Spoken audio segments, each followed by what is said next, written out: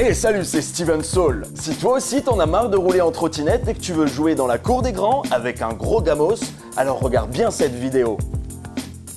Aujourd'hui, je vais t'apprendre à gagner de la grosse tunasse rapidement, sans bouger de ton canapé, sans réfléchir et en un clic. Et sans effort grâce à ma méthode en 69 étapes pour plus de plaisir. Mais avant ça, faut que tu cliques sur ce lien et que tu rejoignes le clan des entrepreneurs beaux gosses. Et après ça, je te promets, je te dis tout pour ma méthode secrète. Allez, à tout de suite de l'autre côté, c'était Steven Saul. Et n'oubliez pas qu'avec un seul euro investi, une Ferrari garantie.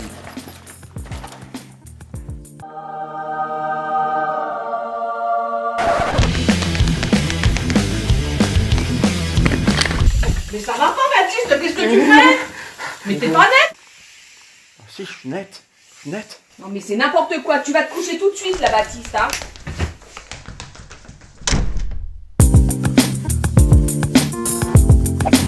Je sais que vous en avez marre. Je sais que comme Baptiste, vous faites bombarder de publicité à longueur de journée par des mecs qui veulent vous convaincre que leur formation en ligne est la meilleure. Des mecs qui veulent vous apprendre à devenir toujours plus riche grâce à leur stratégie révolutionnaire. Je le sais car moi aussi, je fais de la pub sur YouTube et Facebook.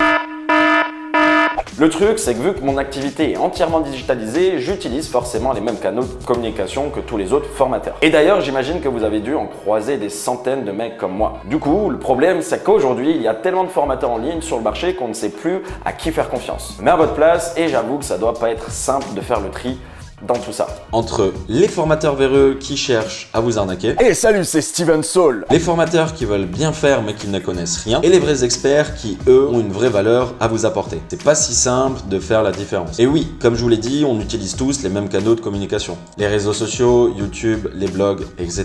Et le même jargon marketing du style webinaire, masterclass. Est-ce que cela veut dire qu'on doit tous être logés à la même enseigne? Et que l'on est forcément tous des escrocs ou des arnaqueurs? Moi je pense que la question elle est vite répondue. La question, elle est justement pas si vite répondue que ça. Et on va voir qu'il y a énormément d'amalgames et de critiques qui sont faites. Parfois à juste titre et parfois non sur l'univers de l'infopreneuriat. Alors comment reconnaître un bon formateur d'un mauvais formateur, voire d'un arnaqueur? Ouais, c'est pour la même chose, quoi. Bon, il y a le bon chasseur, puis il y a le mauvais chasseur, hein. Il y a le viandard, puis il y a le non-viandard, quoi. Je crois qu'il est temps de mettre un bon coup de pied dans la fourmilière, de balayer quelques idées reçues et de remettre certaines choses à leur place. Je m'appelle Jordan Braco, web entrepreneur et coach en business en ligne. Vous regardez la deuxième vidéo de ma série Vends-moi du rêve, dans laquelle un petit coup de gueule est nécessaire. Salut, c'est Julien. Vous révélez le secret puissant. Ne t'inquiète pas, ça va bien se passer. Moi je pense que la question elle est vite répondue. Comment reconnaître un bon formateur d'un arnaqueur? Une question que beaucoup se posent et à laquelle je vais tenter de répondre dans cette vidéo. Je dis bien tenter parce que le sujet, vous le savez, est très controversé. Il n'est pas rare de voir les opinions se déchaîner sur la toile quand on parle des formateurs en ligne. Est-ce que tous ceux qui vendent des formations en ligne sur YouTube sont des gros connards? Et c'est bien normal, puisqu'après tout, c'est une question de subjectivité. Retenez bien ce mot, subjectivité. Mais ça, on y reviendra un peu plus tard dans la vidéo. Pour en revenir à la question initiale, comment reconnaître un bon formateur d'un arnaqueur, je vais déjà commencer par répartir les trois formateurs en trois catégories, et non en deux. On aura donc les bons formateurs, les mauvais formateurs et les arnaqueurs. Si je différencie les mauvais formateurs des arnaqueurs, C'est pour une raison très simple. tout mauvais formateur n'est pas arnaqueur. Arnaqueur est un mot fort employé généralement par les haineux. Prends ça dans ta face, bouffon.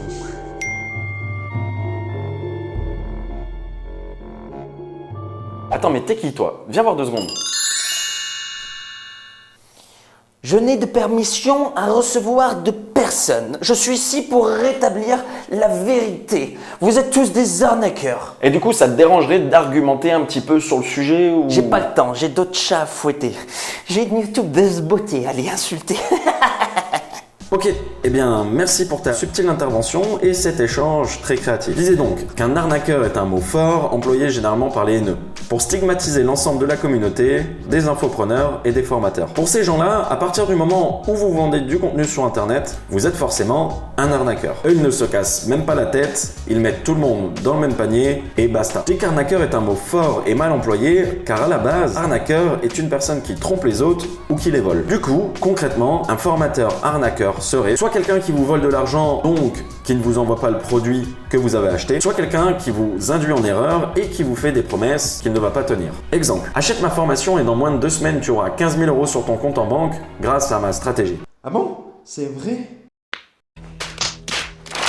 Bon, si quelqu'un te promet de devenir riche en 2 semaines, c'est du bullshit. Mais reste bien attentif jusqu'à la fin de la vidéo, je vais te montrer comment repérer les bonnes et les mauvaises formations. Comme ça, tu ne te feras plus avoir. Un arnaqueur, c'est quelqu'un qui vous vole délibérément et qui vous trompe dans son propre intérêt. Malheureusement, ça existe. Mais comme dans n'importe quel corps de métier, vous trouverez des arnaqueurs et c'est là où mettre tout le monde dans le même panier peut être dangereux. Prenons un exemple tout bête. Demain, vous allez chez un garagiste et il vous dit que votre voiture doit subir de grosses réparations, que vous en avez pour 1500 €. Pas de chance, vu que vous n'y connaissez rien, vous lui faites confiance, alors que votre voiture était en fait en très bon état. Ça existe aussi, ce genre de douille, et on m'a déjà fait le coup. Mais est-ce que cela veut dire que tous les garagistes de France sont des escrocs? Est-ce que l'on peut résumer le métier de garagiste à celui d'arnaqueur?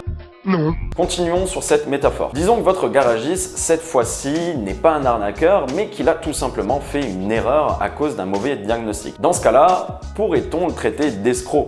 Non, il est peut-être juste moins compétent qu'un autre garagiste. À ce niveau-là, un formateur en ligne, c'est pareil. Il peut être mauvais, c'est-à-dire qu'il va très mal vous enseigner ce qu'il vous avait promis, mais ça ne veut pas pour autant dire qu'il vous a arnaqué. Rappelez-vous, tout est une question de subjectivité, et notamment pour le client. Car demain, si vous avez acheté une formation en ligne, que ce soit d'un bon ou d'un mauvais formateur, peut-être serez-vous très content, car le formateur vous aura appris des choses que vous ne saviez pas. Et vous considérez que vous avez fait un bon achat car le contenu que vous avez récupéré valait son prix. Mais peut-être que votre voisin, lui, sera mécontent car il n'aura rien appris du tout. Parce qu'il avait peut-être déjà autant de connaissances que le formateur lui-même. Vous voyez, pour un seul et même formateur, certains diront qu'il est mauvais, d'autres diront qu'il est très bon. Et d'autres diront que c'est un arnaqueur, sans même avoir testé la formation. Arnaqueur! T'es encore là, toi? Ah merde, je l'ai déjà insulté celui-là. Au passage, vous pouvez aller voir ma vidéo critique sur Romain Ancion, alias Incréatif, un youtubeur avec plusieurs centaines de milliers d'abonnés qui traite d'arnaqueur tous les infopreneurs alors qu'il n'a jamais acheté une seule formation. Vous verrez, c'est assez fun. Vous voyez, tout ça c'est très subjectif. Du coup, sans parler des arnaqueurs, un formateur est bon ou mauvais selon l'expérience perçue par un client. Et c'est là que l'on peut engager également la responsabilité du client. Oui, Jean-Baptiste, une question? Tu parles de responsabilité, mais moi, si j'étais nul à la flûte à l'école, c'était à cause du bol-off de prof. Justement, Jean-Baptiste, c'est là que tu te plantes. Car pour une même formation, entre un client A et un client B, les résultats ne seront absolument pas les mêmes. Ah, c'est parce que le type B avait une meilleure flûte que le type A. Non, laisse-moi t'expliquer. Le client A, qui lui va suivre toute la formation, qui va appliquer méthodiquement les conseils donnés et qui va atteindre ses objectifs. Évidemment qu'il va être content de sa formation. Le client B, qui lui, malgré avoir suivi toute la formation, n'a pas correctement appliqué ce qu'on lui a appris ou a fait des erreurs ou s'est laissé démotiver et qui n'a du coup obtenu aucun résultat. Évidemment qu'il va être mécontent de sa formation et très certainement qu'il préférera remettre en cause la qualité de la formation ou le formateur plutôt que de se remettre en question lui-même. C'est humain, ça peut arriver, mais c'est ça qu'il faut que tu comprennes. Tu vois, même avec le meilleur prof au monde, la meilleure flûte du monde, si tu n'y mets pas du tien, tu resteras mauvais. Surtout pour des formations de type Making Money. Vous pouvez acheter les meilleurs conseils du monde dans une formation, si vous n'en faites rien, vous n'aurez aucun résultat. Malheureusement, beaucoup de personnes qui se lancent n'ont pas la fibre entrepreneuriale, n'ont pas la motivation ou se forment sans jamais se lancer et forcément se plantent. Alors dans ce cas, est-ce que c'est la faute de la formation et du formateur ou est-ce que c'est la faute du client? Vous voyez, encore une fois, tout cela est très subjectif. Car finalement, on parle de connaissances et non pas d'un produit physique. L'aspect qualitatif d'une connaissance est difficilement évaluable contrairement à un produit physique, car chacun est libre d'en faire ce qu'il veut et chacun va recevoir et utiliser ses connaissances différemment. Alors, bonne ou mauvaise formation, ça va dépendre non seulement de la formation du formateur, mais également du client, ou plutôt de la capacité du client à en faire quelque chose. Maintenant, partons du principe où vous êtes surmotivé. Vous êtes prêt à lancer votre business en ligne et vous n'allez pas baisser les bras dans 7 jours. Bref, vous êtes l'élève idéal. Le problème, c'est que vous voulez vous former, mais que vous ne savez pas quelle formation en ligne choisir ou à quel formateur en ligne faire confiance. Voici plusieurs conseils pour ne pas vous faire avoir et faire la différence entre une bonne et mauvaise formation en ligne. Vous avez parlé de meilleure formation en ligne, ça tombe bien parce qu'avec ce PDF de 847 pages, je vais t'expliquer pas à pas comment générer 17 357 € en 7 clics seulement. 17 000 € en 7 clics? Mais c'est où qu'il faut cliquer? Et il faut cliquer, ça se passe ici, il reste seulement une place. Allez. arnaqueur, escroc. Imaginez, vous tombez sur une publicité, vous n'avez jamais vu le type, mais son discours marketing vous interpelle. Vous hésitez encore à sortir votre porte-monnaie pour acheter sa formation. Comment savoir si c'est un bon formateur ou un vendeur de tapis? Pas besoin d'indices. Tous les formateurs sont des vendeurs de tapis. Tu veux devenir riche dans le commerce du tapis? J'ai pour toi la meilleure forme. Bref, voici quelques indices qui pourraient vous aider. Cherchez un maximum d'informations sur le formateur. Que fait-il? Que vend-il? D'où vient-il? A-t-il de l'expérience? Depuis combien de temps fait-il ça? Que faisait-il avant? Vous devez vous poser un maximum de questions et chercher à savoir si cet inconnu s'est improvisé ou non formateur du jour au lendemain. Vous devez chercher à savoir s'il est légitime à vous enseigner ce qu'il sait. Dites-vous que demain, n'importe qui peut lire un livre, noter les idées de ce livre et sortir une formation en ligne. C'est facile. Mais du coup, est-ce qu'un mec qui a zéro expérience et qui répète juste ce qu'il a vu ailleurs est légitime à vous conseiller? Écouteriez-vous les conseils de votre pote célibataire endurci qui vient de lire un article sur comment séduire les femmes ou les hommes? Prends-moi la Ne faites confiance qu'aux formateurs qui ont de l'expérience, qui sont dans le métier depuis de nombreuses années et qui ont déjà fait leurs preuves. Demandez-vous si le formateur propose du coaching. Un coach et un formateur, ça n'a rien à voir. Un formateur en ligne sort sa série de vidéos et basta. Un coach, lui, bien qu'il vende des formations, est obligé de se confronter aux questions de ses élèves en direct. Un formateur qui porte la casquette de coach, c'est généralement bon signe, car en tant que coach, on ne peut pas se défiler devant les questions. Et c'est comme ça qu'on prouve notre savoir. À savoir qu'un mauvais coach ne fait jamais long feu sur le marché. Sur internet, la notoriété d'un coach va extrêmement vite. S'il n'y connaît rien, il sera très vite démasqué. Assurez-vous donc de savoir si ce coach formateur exerce depuis longtemps. Si oui, c'est plutôt bon signe et vous pouvez lui faire confiance. Renseignez-vous sur les résultats des élèves et non sur le résultat du formateur. Si un formateur vous dit qu'il a généré 3 millions d'euros de chiffre d'affaires grâce à sa méthode, Et c'est Steven Saul. Si toi aussi tu veux gagner des millions d'euros grâce à ma méthode, oui, voilà, c'est ce genre de discours dont je parle. Merci pour l'intervention. Steven Saul pour vous servir. Du coup, si quelqu'un vous dit qu'il fait de super chiffres grâce à sa méthode, eh bien, c'est bien. On s'en fout.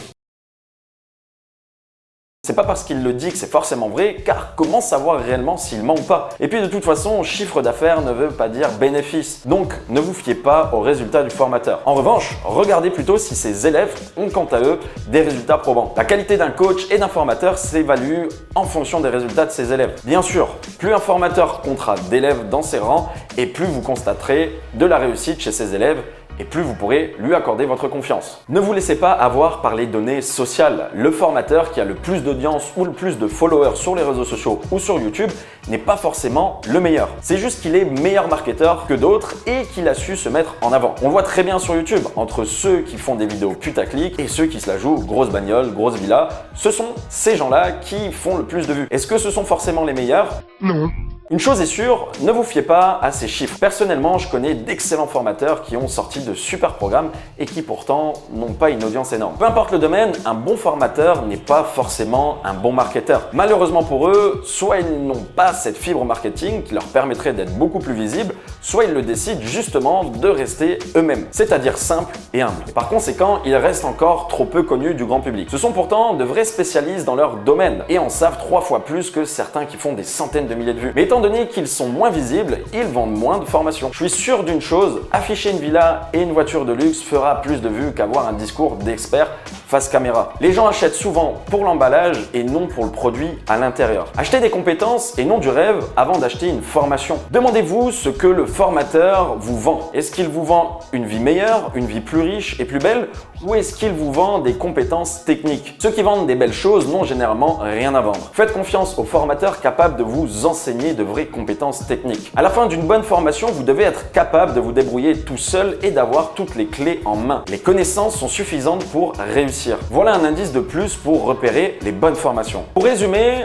formateur en ligne est un métier comme tous les autres, au même titre qu'un enseignant. Et comme dans tout métier, vous tomberez sur de très bons formateurs, sur des moins bons, mais aussi sur des escrocs. Le problème avec les formateurs making money, c'est que le sujet de l'argent est encore un peu tabou en France et que ça suscite de vives réactions et de la jalousie pour certains. Et parce que faire de l'argent, c'est encore mal vu, beaucoup critiquent ce type d'activité. Au final, des formations en ligne, il en existe des tas, à tous les niveaux et à tous les prix. Et c'est aux clients de se montrer responsables en ne souscrivant pas à n'importe quoi. Car malheureusement, s'il y a des arnaques, c'est parce qu'il y a des gens crédules pour les acheter.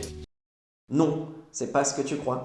Ouais. Aussi, ne tombez pas dans la critique facile et ne mettez pas tout le monde dans le même panier. Si vous n'avez jamais essayé de formation en ligne, comme on dirait à un enfant, ne dis pas que ce légume n'est pas bon alors que tu n'as jamais goûté. Vous êtes libre de vous former ou non. C'est votre décision, votre choix, votre argent, votre temps. Et vous devez l'assumer. Ne faites pas confiance à n'importe qui et renseignez-vous avant d'acheter un programme. Au final, une formation en ligne est un ensemble de connaissances bien structurées qui doivent vous fournir de réelles compétences vous permettant d'atteindre vos objectifs. C'est un moyen d'apprendre beaucoup plus rapidement, d'éviter de devoir aller chercher des informations par vous-même et d'avoir un plan d'action à suivre. De plus, si le formateur est compétent, vous aurez le bénéfice d'éviter les erreurs commises dans le passé et donc un gain de temps et d'argent. Certains diront « Pour moi, ces formations, c'est fait pour des gens qui n'ont pas le temps ou la motivation de faire les recherches par eux-mêmes et qui ont envie qu'on leur livre un savoir organisé avec un plan, une méthode, dans un joli petit paquet cadeau, mais tout est trouvable gratuitement. » Oui, comme je l'ai dit, la plupart des formations sont un condensé d'informations déjà trouvables sur Internet et notamment les formations vendues par des pseudo-formateurs sans aucune réelle expérience. Vous trouverez seulement de vraies bonnes formations auprès de véritables experts